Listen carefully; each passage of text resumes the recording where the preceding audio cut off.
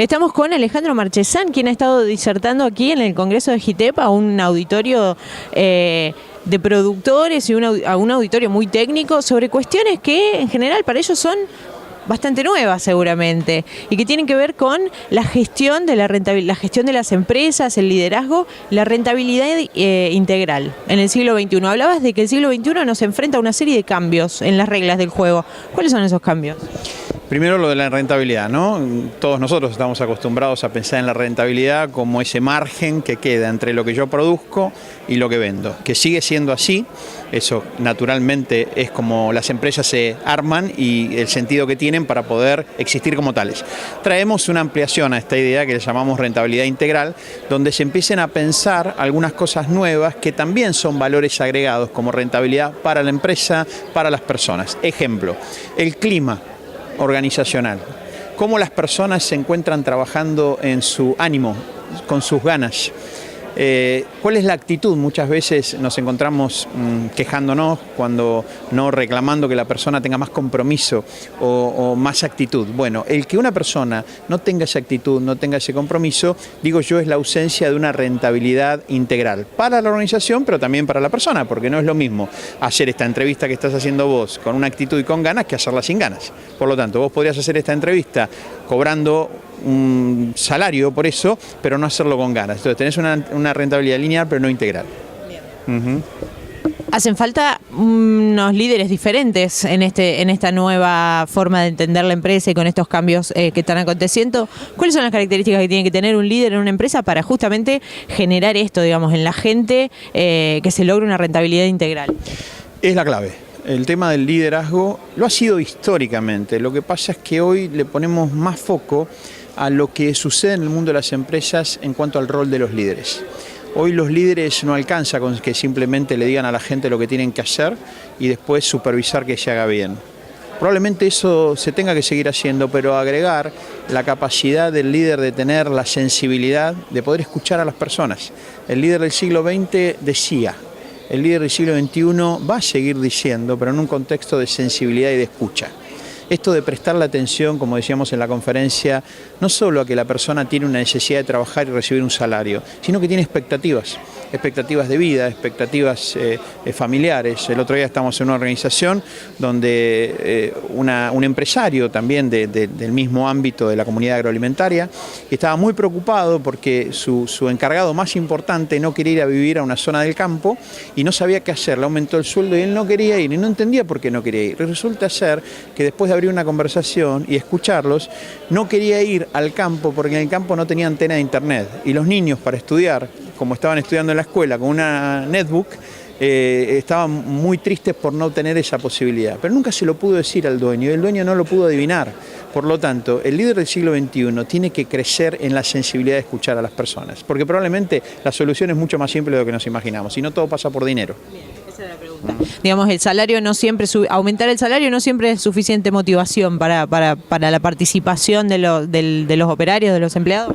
Claro, no sabemos lo importante que es, sabemos que las personas trabajamos por un salario para cubrir una cantidad de necesidades. Pero en el siglo XXI, el líder del siglo XXI, el empresario del siglo XXI, tiene que empezar a amigarse con una nueva distinción de salario que se llama salario emocional. Y el salario emocional es aquellas cosas que no tienen que ver con lo duro, con lo directo, con lo remunerativo, sino que tiene que ver con el lugar donde la persona trabaja, con la atención que tiene, con la escucha que se le brinda, con cómo trabaja en equipo con otras personas, las instalaciones, no solo el bien saber y el bien hacer, sino el bienestar. Y eso es salario emocional. Imaginemos que hay un productor que nos está viendo en este momento y que tiene algunos problemas, que identifica algunos conflictos, algunos puntos a mejorar entre sus operarios o en la relación con sus empleados o entre ellos mismos, digamos, dentro del mismo grupo de operarios. ¿Por dónde le recomendás que empiece a cambiar esta forma de liderar? Según la escala de la organización, no es lo mismo hablar de una organización que tiene un equipo de colaboradores de 4 o 5 colaboradores que una organización que tiene 20 o 30. Pero hay un punto en común, que es empezar abriendo un espacio de conversación para que, lo decíamos en la conferencia, la construcción del nuevo mapa no solo sea de una persona, sino que sea compartido. Entonces, que ese empresario puede hablar con las personas más cercanas y de mayor confianza, preguntándole cuáles son los picos y los valles en este momento. Y después, una vez que ganan confianza en esa situación, abrir ese círculo de confianza a otra persona para que la otra persona hable con total libertad cuáles son las cosas que hace que vos quieras trabajar en esta empresa y por qué cosas te irías. Animarse a preguntarle a la gente, y una vez que el empresario tiene esa información, probablemente pedir asistencia profesional para ver cómo ordenar este juego de manera tal de que esa empresa tenga esa rentabilidad integral en aquellos aspectos que todavía no la está teniendo. Se requiere un cambio de paradigma prácticamente, de cosmovisión, digamos, de visión de la empresa y del mundo para poder aplicar estas nuevas, digamos, estos nuevos conceptos. Cuando te toca como consultor acceder a una empresa para asesorar y para ayudar a ese cambio, ¿dónde encontrás las mayores resistencias? Las mayores resistencias se pueden repartir. Hay veces que nosotros tenemos empresarios, esos que fundaron la organización, lo que yo denomino el sistema fundacional, que no tienen ni la fuerza ni las ganas de realizar algunos cambios aunque saben que son necesarios. Entonces, como que comparten con otros la tarea de esa revisión, no se oponen pero no participan. Hay a veces que sí se oponen. Y entonces generalmente yo si no tengo la posibilidad de hablar con esas personas y pedirles la cuota de tiempo y de confianza, probablemente no avancemos porque no tendría sentido.